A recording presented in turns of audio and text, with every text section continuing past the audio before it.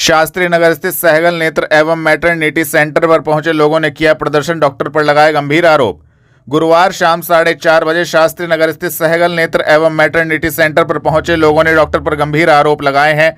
पीड़ित पति का कहना था कि डॉक्टर द्वारा उसकी पत्नी का गलत ऑपरेशन किया गया, जिसकी वजह से उसकी मौत भी हो सकती थी। इस बात का पता उन्हें जब चला जब उसने अपनी पत्नी को दूसरे अस्पताल में दिखवाया, जिसको लेकर आक्रोशित लोगों ने अस्पताल के बाहर जोरदार प्रदर्शन किया और हॉस्पिटल पर कार्रवाई की मांग की है, जिसको लेकर संबंधित जानकारी दी गई। मेरा नाम सन्नी है भैया। क्या मामला है जहाँ पे हंगामा कर रहे हो आप? मेरी घरवाली है काजल, उनको कुछ दिक्कत हुई थी, उनको हॉस्पिटल में लेके आए थे, अंजू सहगल के यहाँ लेके आए थे हम, और इन्होंने जो है उसकी दिक्कत बताई। उसके बाद उसकी सफाई की, सफाई करने के बाद उसको दिक्कत हो रही थी, हम फिर दोबारा लाए 5 दिन बाद दवाई दिलवाने। इन्होंने फिर अल्ट्रासाउंड किया, उसमें कहा नॉर्मल है रिपोर्ट, कोई दिक्कत नहीं है, आप दवाई खिलाओ। और ये पैरों में जो दर्द हो रहा, ये मसान का रोग है, जो मसल्स का जो रोग है। उसके बाद 5 दिन बाद फिर उसको दिक्कत हुई। 3 दिन बाद हम वहाँ लेके गए सक्षम हॉस्पिटल में। सक्षम हॉस्पिटल में उन्होंने अल्ट्रासाउंड किया, सारी जांच की, सारे टेस्ट किए। उन्होंने कहा है कि इसको पेट में बहुत दिक्कत है। उन्होंने बाथरूम टेस्ट किया, उसमें प्रेग्नेंट आई। तब वहाँ ओपीडी में ऑपरेशन हुआ, 6 दिन आईसीयू में भर्ती रही। उसकी जान को इतना खतरा था, बड़ी मुश्किल से बचाया गया उसे। अबॉर्शन कब कराया था आपने यहाँ पर? यहाँ पे 13 तारीख में हमने किया था, हमारे पास रिपोर्ट है सारी। और वहाँ रिपोर्ट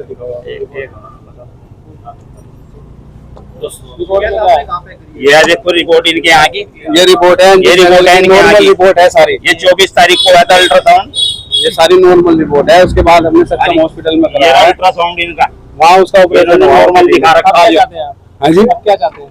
हम चाहते हैं हमें इंसाफ मिले। ये ऐसा क्यों हुआ, ये झूठी रिपोर्ट क्यों है?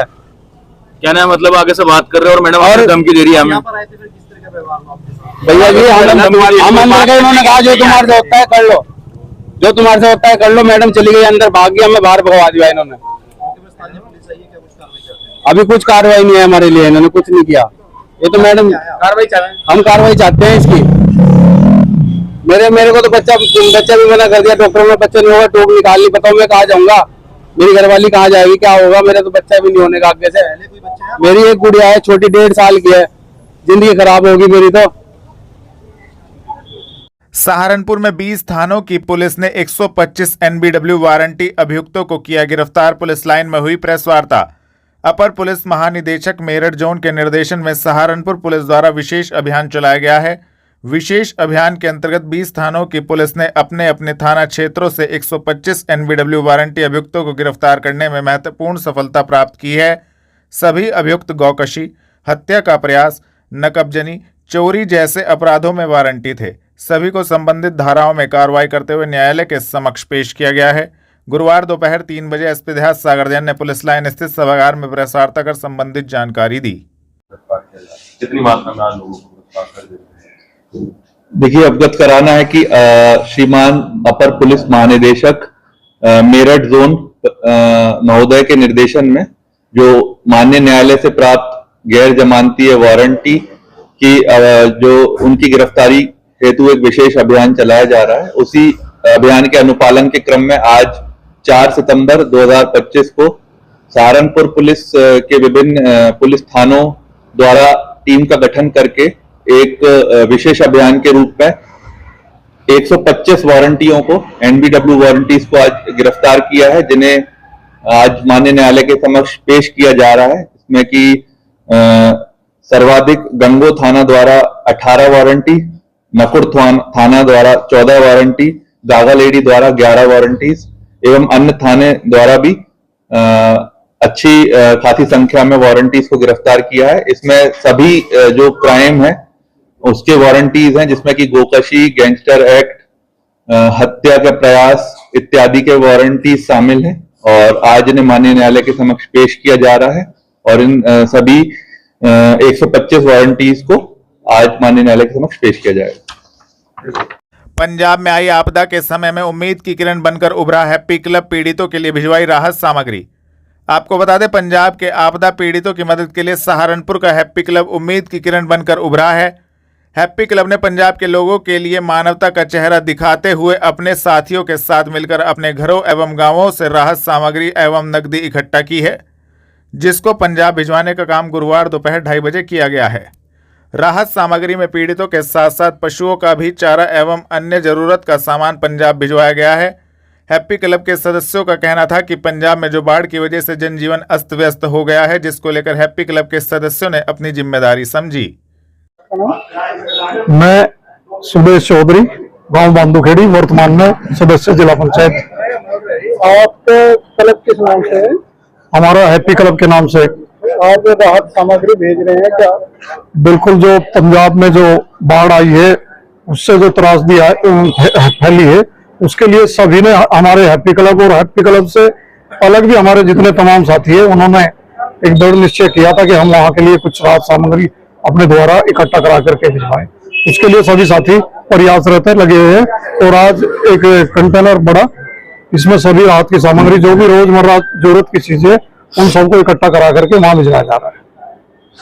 कितनी सामग्री क्या क्या आपके द्वारा भिजवाया? इसमें लगभग 150 कुंटल अनाज, आटा, चावल, ये सारी चीजें हैं। उसके बाद दवाइयाँ, दूध के पैकेट, पानी की बोतलें, चोकर, क्योंकि पशुओं की ज्यादा बड़ी दिक्कत है वहां पे, क्योंकि बहुत बड़ा एरिया किसान का खत्म हो गया जिसमें घास फसलें सभी आती है, तो लंबे समय तक पशुओं को इन सारी चीजों की दिक्कत रहेगी। तो लगभग 50 कट्टे हमने चोकर के कराए हैं बाजार से, वो भिजवा रहे हैं। और इसमें सभी साथियों का बहुत बड़ा सहयोग है, पूरे जिले से हर क्षेत्र के साथियों ने सहयोग किया है। नहीं, हमारा स्वयं नहीं, ये सबका सहयोग है। हर गांव से, हर मोहल्ले से, शहर से जो हमसे जुड़े साथी हैं, सबने इसमें सहयोग किया है। और उसी के द्वारा जो हमारे पास कुछ कैश भी आया है, उससे हमने बाजार से जो जरूरत की चीजें वो मुहैया करा करके उसे भिजवाने का काम किया। मैं अक्षय प्रधान रणदेवी। आप लोगों के द्वारा सामग्री इकट्ठा की गई है और वहाँ पे भेज रहे हैं राहत सामग्री पंजाब में क्या है? ये पंजाब में आजकल जैसे बाढ़ से बहुत विकट हालत हो रही है। अभी 3-4 दिन पहले हमारे ही हैप्पी क्लब सहारनपुर के एक मौजूदा उसमें सचिव के पद पर है बड़े भाई विजय पाल जी, एक मोहित राठी जी, उन दोनों ने आपसी सहयोग के साथ, भाइयों के साथ सलाह बात करके हमारे ग्रुप में एक मैसेज डाला।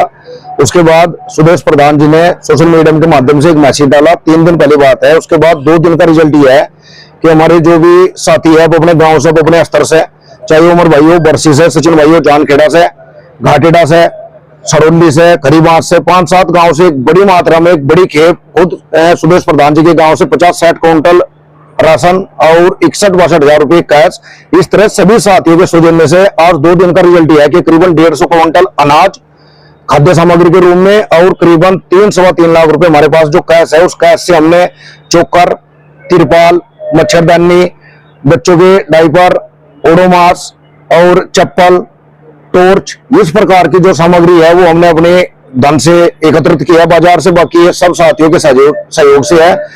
ये जरूर ये ही नहीं है कि खाली उस आदमी का सहयोग जो हैप्पी क्लब का सदस्य है, हर उस आदमी का जो हैप्पी क्लब के साथियों के साथ जुड़ा हुआ है, बहुत दूर दूर तक सब साथियों का सहयोग मिल रहा है। सभी इसके लिए बधाई के पात्र हैं। उन सबका बहुत बहुत धन्यवाद अदा करते हैं। श्री राधा कृष्ण मंदिर क्लब द्वारा श्री रामलीला एवं दशहरा महोत्सव हेतु गांधी पार्क में किया गया बल्ली पूजन दी जानकारी। आपको बता दें, श्री राधा कृष्ण मंदिर क्लब के तत्वाधान में 39वें श्री रामलीला एवं दशहरा महोत्सव हेतु गुरुवार दोपहर 2:30 बजे गांधी पार्क में बल्ली पूजन किया गया। श्री रामलीला स्थल पर मंत्र उच्चारण कर हवन एवं पूजन पाठ कराया गया। पूजा पाठ का कार्य क्लब के प्रधान जोगेंद्र कुमार द्वारा किया गया। इस दौरान श्री राधा कृष्ण मंदिर क्लब के सभी सदस्य उपस्थित रहे, जिसको लेकर संबंधित जानकारी भी दी गई। कौन सी रामलीला का यहाँ पर उद्घाटन किया गया? श्री राधा कृष्ण मंदिर क्लब रामलीला गांधी पार्क का 39वां रामलीला समारोह का आज बल्ली पूजन हुआ है। आज से मंच बनना शुरू हो गया। आप ये समझिए कि हमारी रामलीला आज से शुरू हो गई। तो कौन सी तारीख से शुरू होगी? और ये 16 तारीख को हम लोग जो है अपने राधा कृष्ण मंदिर जो है अम्बाला रोड पे, वहाँ से झंडा लेके आते हैं और यहाँ झंडा चढ़ा के मंच पूजन करते हैं। 16 को मंच पूजन होगा। 17 तारीख को पहले शाम को 7 बजे सुंदरकांड जी का पाठ होगा। उसके बाद डीएम साहब के घर कमलों द्वारा उद्घाटन होगा और उसके बाद प्रसाद वितरण होगा। क्या अपील करना चाहेंगे लोगों को? जी, अपील क्या करना चाहेंगे लोगों को? अपील हम यही करना चाहेंगे कि ज़्यादा से ज़्यादा संख्या में आएँ और प्रभु राम जी के दर्शन करें, धर्म लाभ उठाएं।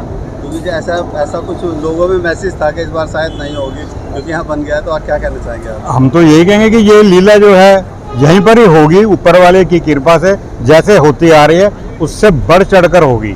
हमारी जो युवा पीढ़ी है उसमें बहुत हौसला है और उनमें बहुत उमंग है, वो पूरे जोरों शोरों से लगे हुए हैं।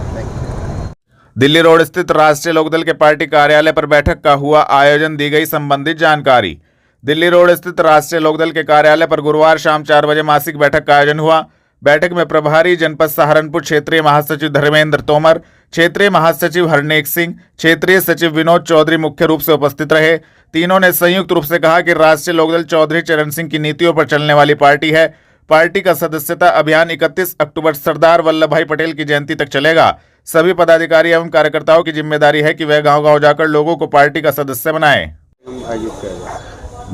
आज जो है इस मासिक बैठक में एक तो हमारा जो सदस्यता अभियान चल रहा है उसको तेज गति देने के लिए विचार विमर्श किया गया और जिला पंचायत चुनाव में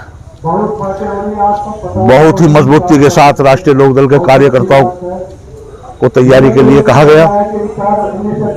और तीसरे, हमारे पीरेदीप त्यागी जी को प्रदेश उपाध्यक्ष राष्ट्रीय लोकदल किसान मोर्चा नियुक्त किए जाने पर और हमारे जिले पर श्री धर्मेंद्र तोमर जी व अन्य 2 जिला प्रभारी नियुक्त किए जाने पर माननीय राष्ट्रीय अध्यक्ष चौधरी जयंत चौधरी को सबने धन्यवाद अदा किया, शुक्रिया अदा किया।